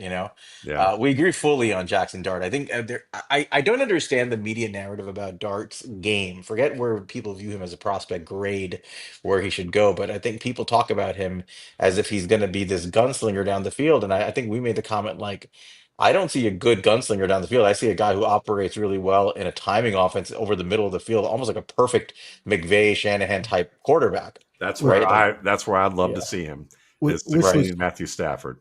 which was yeah. so frustrating because like I wanted to see more of that, but that's just not what they do at Ole Miss. I'm like, can we have Lane Kiffin enough doesn't with run that, these deep passes in the RPO? Let's get some middle of the field passes. but that's the Like, whole offense there. Yeah, and when he had it, he couldn't complete them. I remember mhm, watching an LSU game where he had a crosser that was breaking from left to right, and he and Dart avoided pressure to his right that he didn't even need to move from. But he slid, and he did it with quiet feet to the extent that he didn't have to drop his eyes or do anything unbelievably dynamic. But when he reset his feet, his front foot was way too far out from his shoulder, and when he went to throw that ball on the crosser that was breaking wide open, I mean, if that guy caught that ball, he's getting at least 30 yards from the point he catches it, and probably beats the two defenders who weren't going to get there. He probably scores 60, 70 yards out. Instead, he underthrows the ball so much, the receiver literally had to turn around and run it like a break, like a comeback, just to catch the ball. And he only gained like 20 yards, I think. It was like 15, 20 yards on the play. It was just, I mean, it was that egregiously bad. And I've seen multiple plays like that from him. I feel like he was actually, I made this comment before. I feel like he was almost a victim of the Lane Kiffin offense, and he needs to mhm. reset in the NFL because he has happy feet. I think like that offense, there's so much play action, so much RPO that I feel like his feet were always moving, and he just seems like a guy who would do better in just a drop back, timing, plant your foot, and fire it over the middle kind of offense. And he just didn't do a lot of that. At Ole Yeah, Miss. for sure. I think that's why I agree. I think McVay, you said it, McVay. Every time I think of him, I go, let him sit behind Garoppolo and Stafford for a year, and then Mhm. you can have him, be the backup, and then you can give him a shot. And by that point, if he doesn't work out, if you've built your team, if you keep your team intact and or continue to build it well, you'll have no problem getting another quarterback for McVay. Yeah. Outstanding. We definitely went over our allotted quarterback time. Yeah. Do we want to But just kind of just talk some quick We can prospects? keep going. Yeah, we'll go with other prospects, and we'll do that. let's That's fine. yeah, let's go. No, because I think you that was a great discussion of the quarterback options and how they Definitely. fit with the Giants, I think. And that's kind of where we are, and it's good to understand your perspective on it. Um, I think the way we looked at it is there's some good players here. I think there is a fall off after the first few in terms of what you're getting in this class. But when you're comparing it on block to last year's class, it leaves a lot to be desired, right? I think Yeah, that's how I feel. it's fascinating to me because I only looked at 12 players this year, and but I thought all 12 got scores that they could conceivably make an NFL club. Like I thought it was a good class from an NFL perspective overall, just Hmm. not any top players. And so there's a lot of, I think, Mhm. like there's 6 to 8 guys who could be solid backups in the league who you wouldn't mind putting into the game if you had to. Yeah. And that they might be desirable down the line as journeyman. Like I think Tyler Shug's a potential journeyman starter. Will Howard might be a potential journeyman starter. I think Jackson Dart's going to wind up that way. But even guys like Kyle McCord, Quinn Ewers, Dylan Gabriel, even like there's something there with that kid. I didn't even study Hunter Deckers, the kid from Iowa State who played at Iowa Western or Western Iowa, wherever he played last year. I watched enough of his tape though that I could project reasonably well after all these years that he'd probably have graded with a like contributor backup level grade that's high enough that he could emerge as a journeyman, maybe even a journeyman starter. Interesting. Why don't we, Matt? Why don't we go into the next big category of players, especially one that This is the strength of the class. I think you would probably agree, in terms of just the quality of prospects and the depth of prospects. And it's something the Giants are definitely going to be looking at, which is the running back group. We love this running group. I think everybody loves the running back group. It's the wide receiver group of last year. But what can you give us a little bit of overview on how you feel about this class in general, and guys you like, sleepers, and specifically a question we have for you is, tell us who your favorite big backs are, because I think with Tyrone Tracy, we have a guy who is a good, he's kind of a good all around back. He does everything well. He's a good, obviously he was a wide receiver. He's good. He's a good zone runner. Um, he's very reliable. He reminds me a lot of Derek Ward, from years ago, from our Earth, Wind, and Fire days. And what we don't have is that power back who's going to maul over the Hmm. middle of the line. And I think we would like to recreate that. So can you give us a little bit of overview, and then just give us what your thoughts are on the big backs? Yeah, I mean, I think this class has a chance to be a great class. Um, Now, a great class was that 2017 group with Christian McCaffrey and Alvin Kamara, Uh-huh. Leonard Fournette, down to Aaron Jones, and even Austin Eckler was a free agent, I believe, in that undrafted Hmm. free agent in that Dalvin class. Cook, Joe And Mixon. Dalvin Cook, Joe Mixon, exactly. Even Jamal Williams, who had a pretty good year in Detroit as a B back, he was drafted ahead of Aaron Jones. Now, that's a key thing to remember. A lot of these backs are going to probably be drafted after the fourth round. As great as this class is, don't be surprised if a lot of guys that you would say in other years, they might be second or third round guys, might be fourth, fifth, and sixth round guys this year. And they Mhm. might get drafted to the same team, a couple of them. And it'll be wildly disappointing where you go, in the fifth round, somebody like Damian Martinez comes off the board, and then they add, Cam, let's say someone like Dylan Sampson, who Mhm. you think is an intriguing scat back, or someone like who a Brashard Smith, who is a really promising young back who could be an all around guy. So, from that standpoint, I think it's probably reasonable to project 5 to 7 guys, giving you at least 2, maybe 3 seasons of 1,000-yard production, or 11 to 1,200 yards combined production, depending if they're more of a scat back type of player.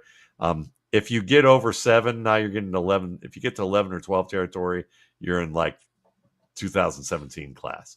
But I think what you're going to see is a lot of these guys that we like might be able to give you 2 or 3 seasons of strong production, but it might not be consecutive. It might be more like Mm.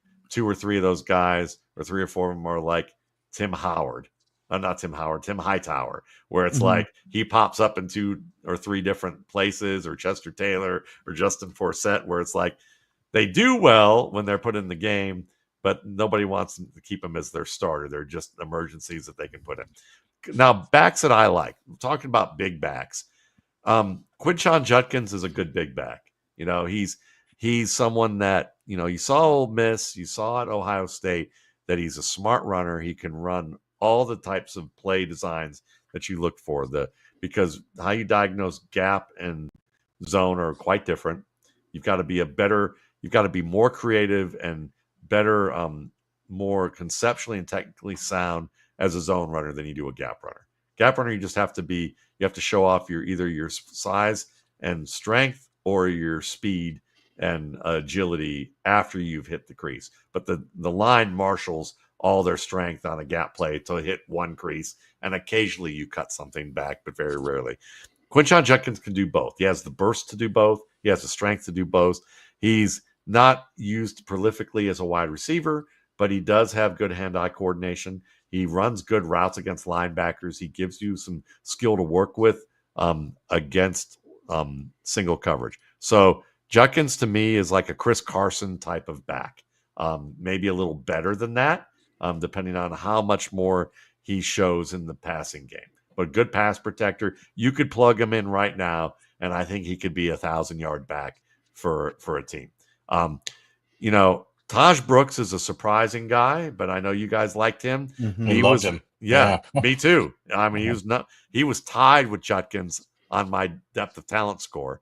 And it was just that Judkins was a little bit higher in terms of the tiebreaker that I used. But if you wanted to use passing down skills as a tiebreaker, Taj Brooks would have been my number 2 back in this class. And there's a good argument that you do that because Brooks can block. He understands how to punch defenders. He can be a little hit or miss against bigger guys, but you're not going to match him up with the bigger guys at the line of scrimmage as often. But he handles pressure pretty well. He's a very good pass receiver. They use him a lot on checkdowns, and you're only going to see him probably on checkdowns with his 4.52 speed. But if he gets matched up with a linebacker with his burst, his initial acceleration, he's going to be able to earn some plays up the seam or up the boundary, some wheel routes occasionally. But, if you use him the screen game, check down game, he makes the first man or 2 or 3 miss on a regular basis, or does some combination of making a man miss and breaking a tackle. I nicknamed him Lemonade because I think that he mitigates losses better than anybody in this class. And that's one of the most important things about running back play is that you keep your team as close to their script with their playbook as open as possible from play to play.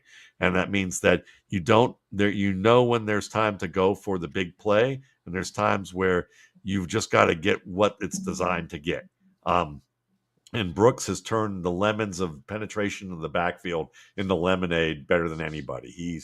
When you watched him, I kept thinking, I think this guy who's probably playing closer to 230 during his career probably has the quickness and the acceleration of Le'Veon Bell or Frank Gore. These are 2 guys that had similar skill sets in that area. And he's very good at pressing creases and setting them up. And he's just got expert skills between the tackles this way.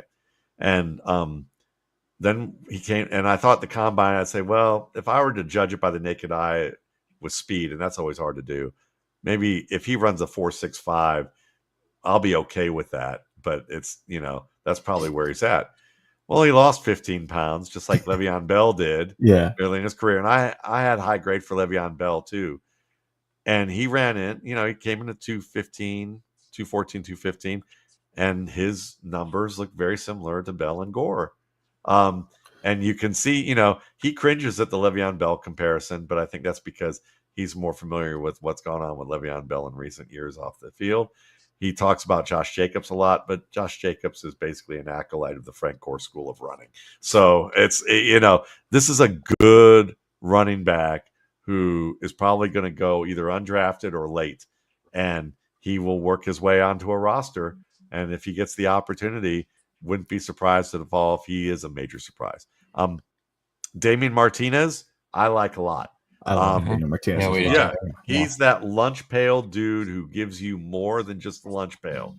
Like it's, he's the guy that I envision like 10 years from now, he's on his second team and he's starting and he's holding off some hotshot athlete of a back who got drafted in the 2nd or 3rd round, like James Conner is doing right now.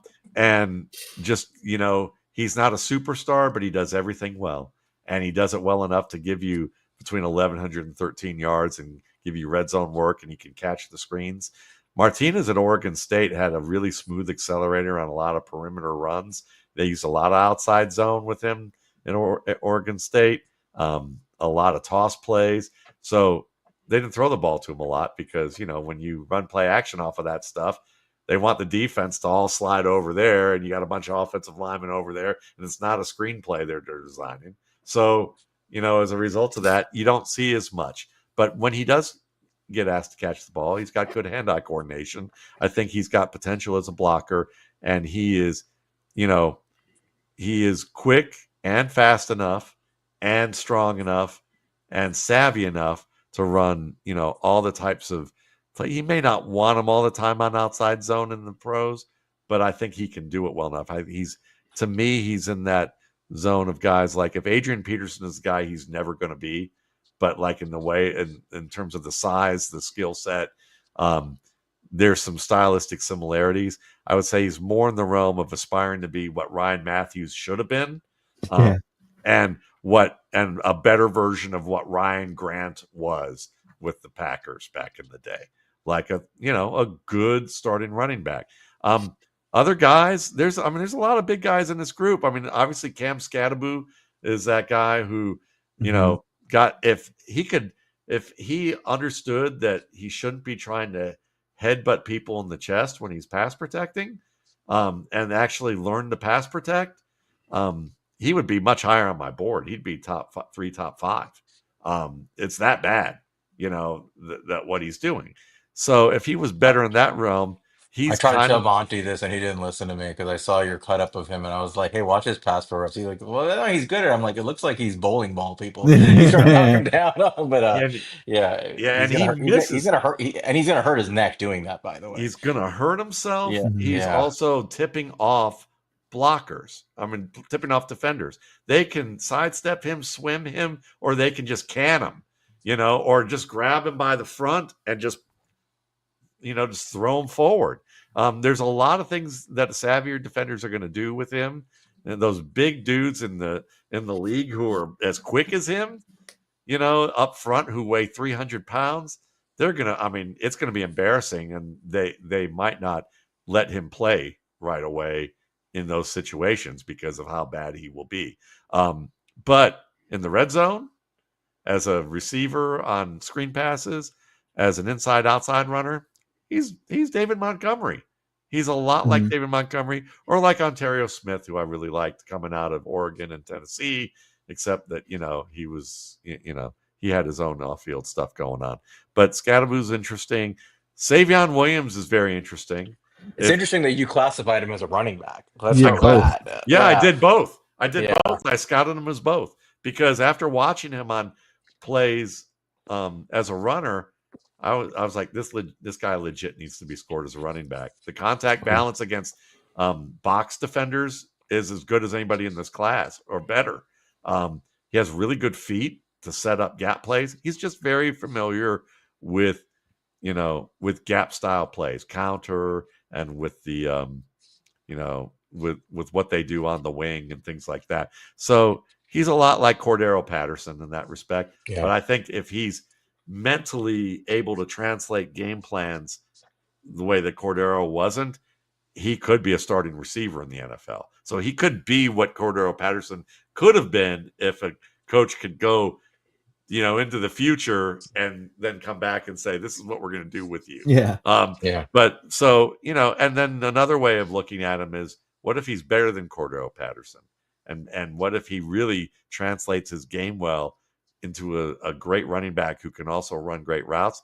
Then an old name from the past is New Orleans Saint Deuce McAllister. They have a very similar build, great contact balance, great running back when healthy. Yeah. So those are some of the big guys. Omarion Hampton, I obviously left out. Caleb Johnson, I left off. Both those guys are good. Caleb Johnson, outside zone scheme is where you really want him. And if you put him in there, he can give you, strong production. He could be 1,000-yard back or more, and could be one of the most productive rookies if he lands in a situation where he gets to start with a good team. Omarion Hampton is a good back. There's a few things that separate him from the top guys on my board. And right now, because we don't know landing spot, I can emphasize that stuff without worrying about draft capital and go, well, how do I get him up to match draft capital? What people say. When I look at him, I'm like, okay, he's fast, but it takes him longer to get to that top speed. His acceleration is more on the high end of committee level, contributor level than starter or star level. And so when you watch him, I found that he wasn't beating linebackers who had angles on him. If he had a long running start to beat the linebacker, and he had a long running start to build to that speed, he could do it. But the short area acceleration wasn't great. The long area speed was, but you're not going to access it in the NFL as often with that dynamic. His ball security is passable, but it's just passable. So you want that to get better, because based on the studies I've done, only 10% of the running backs of the past 6 years I've studied have had at least one season of top 24 production at their position when they were below that skill set, that level. Only 3% at 12 in the top 12. Wow. So Omarion Hampton, he's passable now, but it's a little bit of an issue. And his pass pro, while he may have good metrics, he drops his head. He overextends. He telegraphs what he's doing. He gets knocked around by defenders who know how to use their hands and their strength and size or have good movement skills. And so Hampton will get better probably in those areas, but it's still one of those things where you go, I can't project him as a top guy. He's got to prove that he will get there with this. But where he is right now on my board, he scored high enough that score would say to me, hey, if you draft him and you need him to be your B back in an A back, B back situation, or you need him to be your starter, he could be a productive starter. Just make sure you have a passing down specialist who can block, and make sure you coach him up on making sure he's holding onto that football pretty well. So, question for you, Matt, because I think this is a question you're going to get a lot this year. You probably have already gotten it, and maybe an excuse for me to do a little humble brag here because he was my RB1.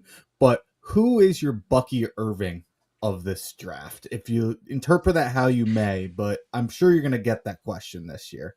Yeah, I guess I'll define it as who's the player that will come in who's like a more of a scat back who can come in and give you strong production, year one, matched with another veteran, maybe. Dylan Sampson's a nice option in that respect out of Tennessee. He reminds me of kind of like if Justin Jackson, emerged, or if, or maybe as an aspiring James Cook type of player, tough runner between the tackles for his size, good quickness, speed. I thought he was better than Jalen Wright, his teammate last year, who went to the Dolphins early. I thought Sampson was a better player in that regard. Good in a zone scheme.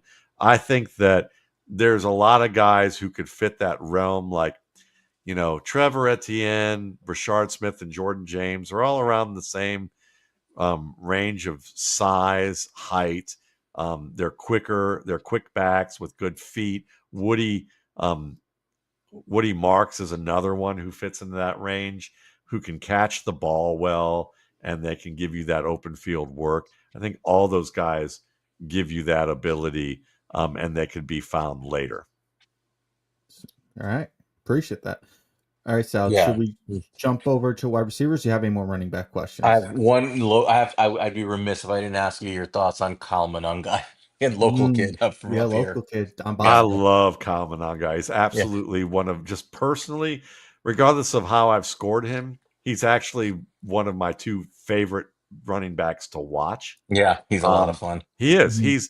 And I gave him a comp in the range of like modern players. Like, I think he could be what Ray Davis does right now. Maybe not as good of a pass catcher, but we don't know because he didn't have to catch the ball a lot. He was the play action decoy. Now there's a little bit with his technique that needs to be cleaned up at the catch point a little bit, but I don't think it's awful for him. But he's so determined, and he's a smart back. He's one of those backs that speed wise, he's not flipping the field a ton, but if he does flip the field, it's probably going to be because he gets into the second level, and then he needs to get gang tackled. And if one of the two gang tacklers doesn't do their job, then he's pulling the other guy down the field. And 5, 10, 15 yards later, someone else is going to have to come and gang tackle him. And if two people don't bring him down, he might still be running like 30, 40 yards down the field. Yeah, I had a very politically incorrect description of him, which was, it reminds me, I mean, it's a little lazy because of it's from the same school, but it said he reminds me of Isaiah Pacheco if Isaiah Pacheco didn't take his Adderall. And he runs with like this reckless abandon, going down the field. He just doesn't seem to care where he's going, and he's just dragging guys, But I love the way he plays football. Me too. I mean, I think he's, I gave another Rutgers comparison saying the guy that he probably will never get to unless he, like Ray Rice. Ray Rice was a slow back coming out. I remember I talked with Greg Cosell for a few hours about him one time when we did an interview, and Greg was like, I liked him a lot coming out of school, but I just don't know if he has the speed. And then the next year, he gained like 20 pounds and a lot of quick twitch of muscle and was much faster, and ended up becoming a star player before the unfortunate incident with him and his wife. But Could he be that? Probably not, but there's some skill sets that are similar to him. Jalen Warren, if Jalen Warren gets to be like more of a starter, maybe he's a little bit more of that if you add some of the receiving skills. So Yeah. I get it. So I love that. I love that Awesome. pick of Monangai. Thank you. All right, let's go. We want to be in the bed. How are we doing with time, Matt? Are you okay still to Another kind of 15 close up? minutes. Yeah, another 15, Yeah, 20 minutes that is should be Sure. good good. enough. So, wide receivers and tight ends. I mean, the Giants are they're pretty good at wide receiver. I don't think personally this is a wonderful wide receiver class to be looking for, a star. But luckily, we don't really need a star. We've got our star. So, give us your take on wide receivers, and start from the top and tell us, who you like as a fit for the Giants, knowing their room is Malik Neighbors. Darius Slayton just signed a 3-year extension, and they still have Wan'Dale Robinson, but only for one more year. Hmm. And they have Jalen Hyatt hidden somewhere, locked in a closet somewhere. So Next to the what? brooms. Yeah. So tell Russell Wilson's our quarterback. I don't know who the next quarterback is, but tell us who do you like for the Giants? But tell us a little bit about the top of your class too. Sure. I think the first thing to start off with this wide receiver class is that this class is a part of a trend with the past three classes, not in the way that you might think, though, because people are thinking about the overall, is this a strong class at the top? In the past 2 to 3 classes have been really strong at the top. A lot of primary alpha type receivers. And this class doesn't have as many of those, if any of those, really. I'd say there's probably 2 or 3 guys that you could put as maybe 3 or 4 guys that you could put as the X receiver if you needed to, but they'd probably be better somewhere else. And that you might just want to do it on a limited basis. But what's interesting about this class and the past 3 classes is that when you look at there are a lot more players scoring in a tier where they're like guys who could contribute right away if you make them their third or fourth receiver. Or that within a year or two might have enough to develop into a starter if they do the work that they need to do. There's more receivers are scoring in higher tiers over the past 3 years than I have seen in the other 17. And what I've noticed though is that it's also proportionate to the number of receivers who are scoring in the highest tiers. So it's grown a little bit for them, but not everyone's getting high scorers. It's just there's that bell curve, and the middle's getting more players in that middle of the bell curve. And I've wondered why that was. And my theory is right now is that when you look at the state of wide receiver play in football overall, there's more 11 on 11 going on all year round for young kids. There's more flag football where routes are being run. There's more wide receiver coaches out there advertising their wares on social media and getting clients, and more kids getting to work in those environments. And passing games are expanded, and even in high school offenses. So players are learning more skills. They're developing more techniques, but they haven't. But at the same time, they're developing enough techniques to get a certain score that you would see, um, you know, that you wouldn't see as often. But now you're seeing more of them. But they're not. They still don't have the craft to really get there. And you got to remember, because more players are at a certain level of skill, they're already on teams, and some of them are backups. So even if this class has some higher scores, they're still competing with guys who have equal or greater talent ahead of them. So I just think that's an interesting thing to note. The top of this class, I mean, listen, there are some people who really love Ted McMillan, and he's certainly in my top 5.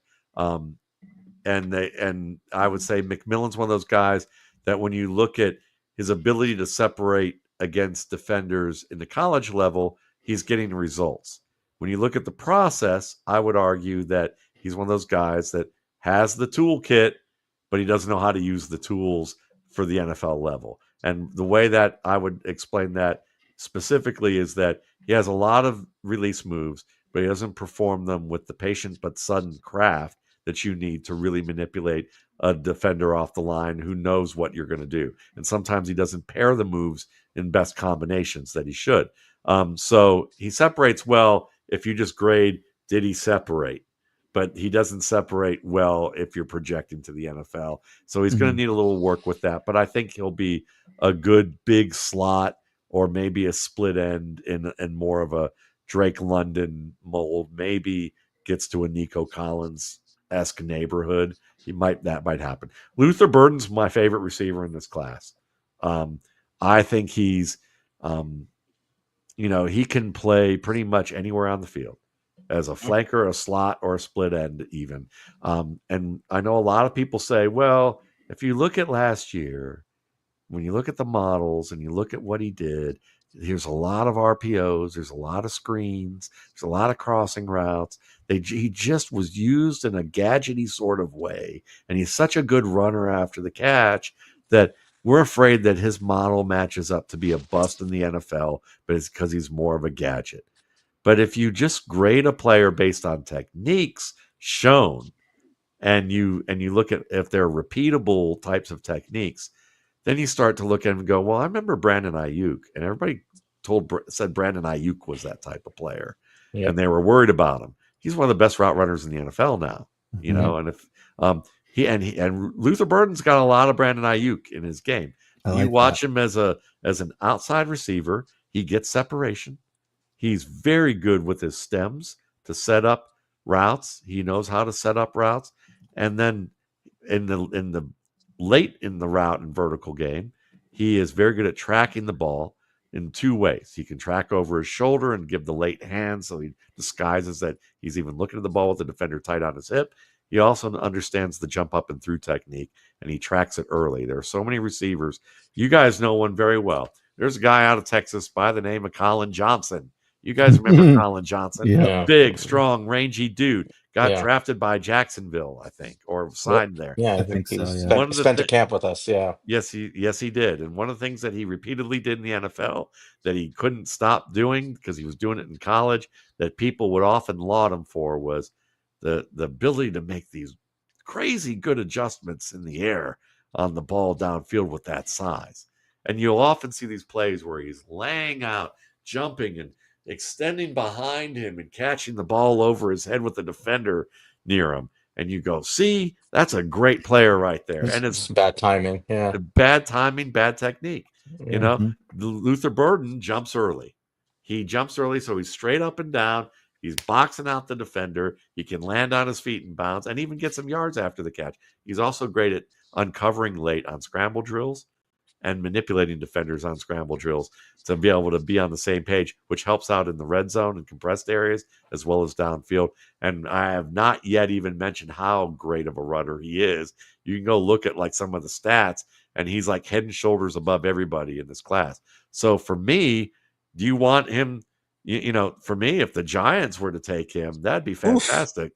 Because you very similar to Malik Neighbors, you've got him opposite Malik Neighbors. He'd be a fantastic wide receiver too, who can be your Devonta Smith, Jordan Addison to the to the other guy, top guy, and if need be, he could be the number one if you needed that to happen, and he could replace Wandale because now you can get a more advanced slot receiver in terms of skill after the catch and speed. And route running and catching versus contact and extending for the ball. So Burden's great. I think Travis Hunter, the only concern I have is that Travis Hunter seems dead set on wanting to be the Jim Thorpe of the modern era, or Sammy Baugh, and be able to, play both sides of the ball every down. I don't, listen, good for him that he wants to do it. I'll root for him. But if I'm a fan of a team with him, I'd rather see him at one position. I'd probably rather see him at wide receiver, just mainly because how offense affects the game. But he could be a great corner. So say he plays wide receiver for the Giants. Very good player, great after the catch, certainly good tracking ability. He can be a little late with his tracking. He can also get pinned to the boundary a little bit more often. Some of the narratives about, he's a cornerback, so he's so smart about, how he plans his routes, I would say it's a little overblown, but still an instant impact starter if he comes onto the field. He and Burden are the two best players in this class.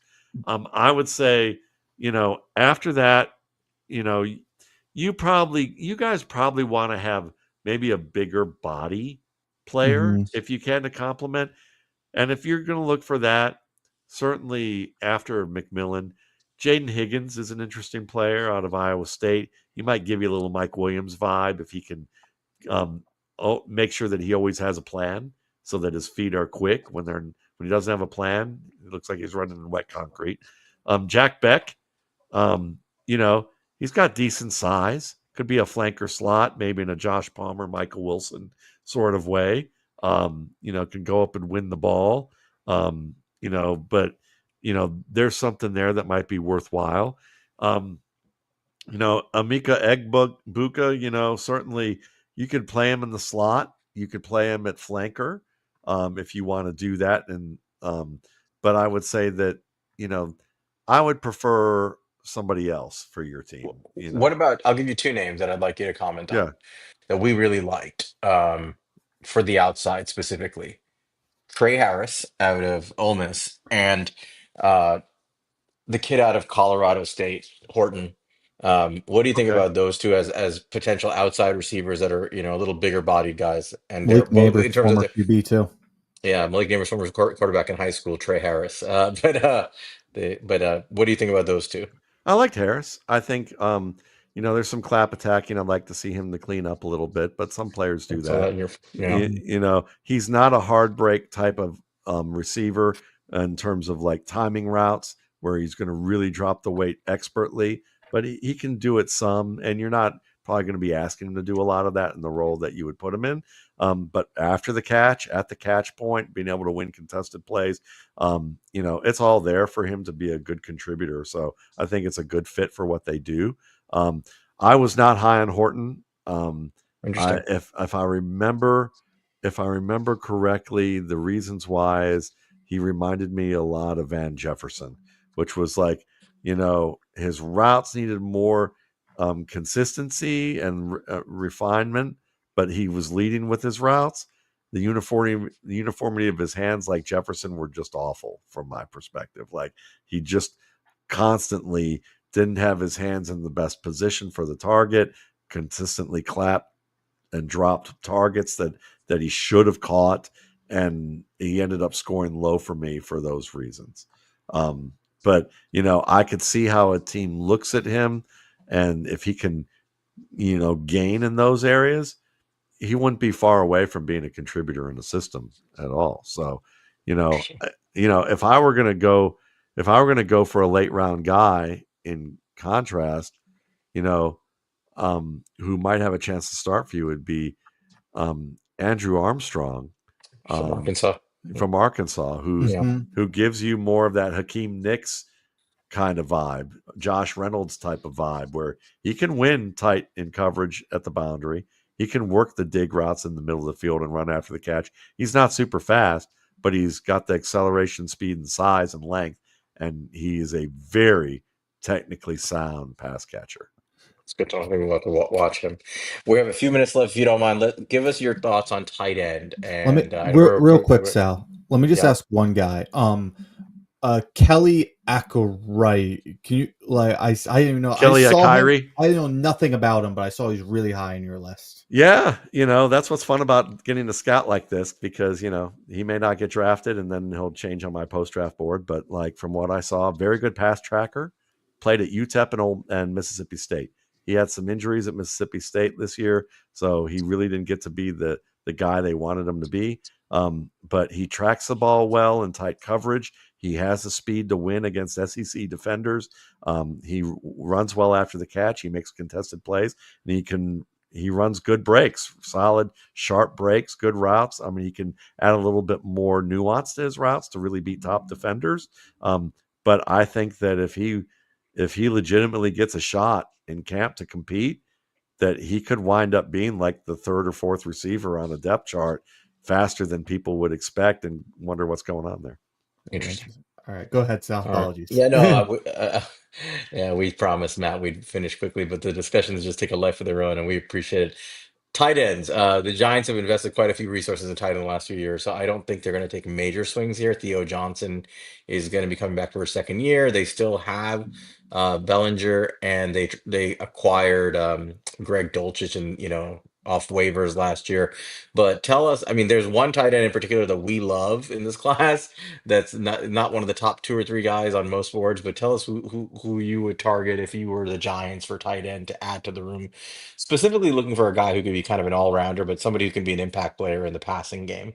Sure. I mean, like, I'm gonna, if we're gonna talk about guys later, if Harold Fannin falls, you can use him as a late round guy who's gonna That's our be guy. Sam Yeah. Laporta. Yep. There's no difference between him and Sam Laporta athletically, or very little. And when Wow. you look at the measures from the combine, everybody was down on him after the combine. But if you look at the numbers that actually matter, they're very almost identical. Mhm. And the skill sets are very similar to where you plug and play them in. So we can talk about there's Fannin.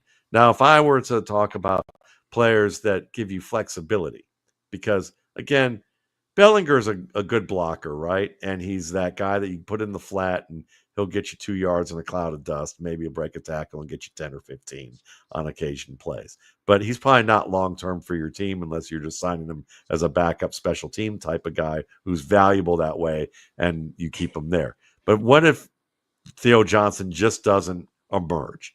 He shows some promise, but it doesn't quite get there, and you're looking for somebody who might. Well, I would, if I'm going late to get some guys that I would take chances on, I would say Thomas Fidone of Nebraska. He's 6'5", 243 at the combine, but he lost about 15 pounds before he got there. He had an ACL tear in his career. He's a 4 or 5-star prospect coming in. Good blocker, really good blocker. But he also is quicker than you'd expect, has some really nice footwork as a runner after the catch, and catches the ball very well. He's a good route runner, good all-around player. Reminds me of, like, I gave comparisons of version A player, version B player. Pre-combine player, what we saw on film, kind of a Pat Fryermuth type. Okay. In the way that, think of Pat Fryermuth, his first year in Pittsburgh, not the way Arthur Smith has been misusing him.